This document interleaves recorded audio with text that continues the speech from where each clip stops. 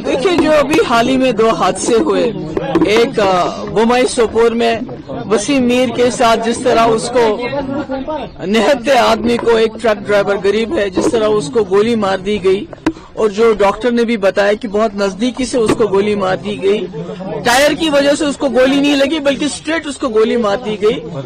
और उसके बाद कठुआ बिलावर में जैसे मक्खन दीन को पुलिस हमारी रखवाली के लिए है, उसको इतना टॉर्चर किया कि वो खुदकुशी करने के लिए मजबूर हो गया। और ऐसे में इंसान को ये ख्याल था कि उमर साहब जब होम मिनिस्टर से मिलेंगे तो उनसे इन मसले के बारे में बात करेंगे, क्योंकि हम कहते हैं होम मिनिस्टर साहब के जो एडवाइजर हैं, हमारे हाथ में कुछ नहीं है। मगर वो यहाँ के वजीर आला हैं, उनके पास 50 MLA हैं, उनके पास मेंबर पार्लियामेंट है, उनकी एक अथॉरिटी है। अगर पीडीपी वाले होम मिनिस्टर से पूछना चाहें तो हम नहीं पूछ सकते, पर कि उमर साहब को चीफ मिनिस्टर अगर वो गए तो उनको वहाँ होम मिनिस्टर साहब से बात करनी चाहिए थी कि अगर जम्मू कश्मीर में आप कहते हैं हालात बिल्कुल ठीक ठाक हैं, मिलिटेंसी के साथ आप मुकाबला कर लीजिए, मगर जो आम लोग हैं, जो बेगुनाह लोग हैं, उनके साथ आर्मी की तरफ से किसी आर्मी के, मैं नहीं कहती सारी आर्मी खराब है, मगर अगर कोई गलती करता है उसकी निशानदेही होनी चाहिए, उसको सजा मिलनी चाहिए। इसी तरह जो बिलावर का SHO है, उसके बारे में आमतौर से ये शिकायत है कि वो वहाँ लोगों को, नौजवानों को गिरफ्तार करके उनसे पैसे वसूल करता है, जो पैसा नहीं देता है तो उसको मिलिटेंसी के इल्जाम में बंद करता है।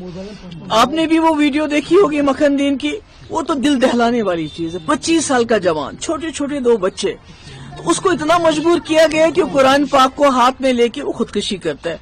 तो मुझे लगता है कि उमर साहब को ये चीज ध्यान में रखिए। स्टेटहुड तो ठीक है, आज नहीं कल नहीं परसों स्टेटहुड तो मिल ही जाएगा, मगर ये जो जम्मू कश्मीर के लोगों ने इतनी बड़ी तादाद में वोट दिया इस सरकार को, कि सबसे पहले तो जान है तो जहान है। स्टेटहुड तब है जब इंसान जिंदा रहेंगे। तो मुझे ये अफसोस है कि उन्होंने ये बात नहीं की, करनी चाहिए थी। और दूसरी बात मैं ये कहना चाहती हूँ कि हम अपोजिशन है, पीडीपी अपोजिशन है, हम कोई मिलिटेंट जमात नहीं है। हमारा एक ड्यूटी है, हमारा फर्ज है और हमारा हक है, जहाँ ज्यादती होगी वहाँ जाके लोगों के साथ खड़ा रहना। तो जिस दिन ये वाकया हुआ उस दिन मैं सोपोर जाना चाहती थी, बमाई, और इल्तिजा जम्मू जाना चाहती थी। बिना किसी बात के सिक्योरिटी लाइन से कोई हमें बताया नहीं गया कि आप क्यों नहीं जा सकते। तो हमारे गेट के ऊपर कंडेदार तार, बड़े बड़े पत्थर, बड़े बड़े ताले लगाए गए। मतलब ये क्या है? मैं एक चीफ मिनिस्टर रह चुकी हूँ, होम मिनिस्टर की बेटी हूँ। Iltija, she is a law abiding citizen.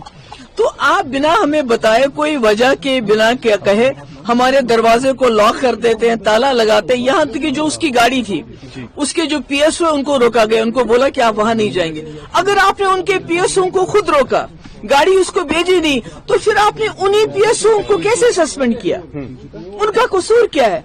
आपने तो उनको खिंबर जाने से रोका, गाड़ी को रोका, ताला लगा दिया।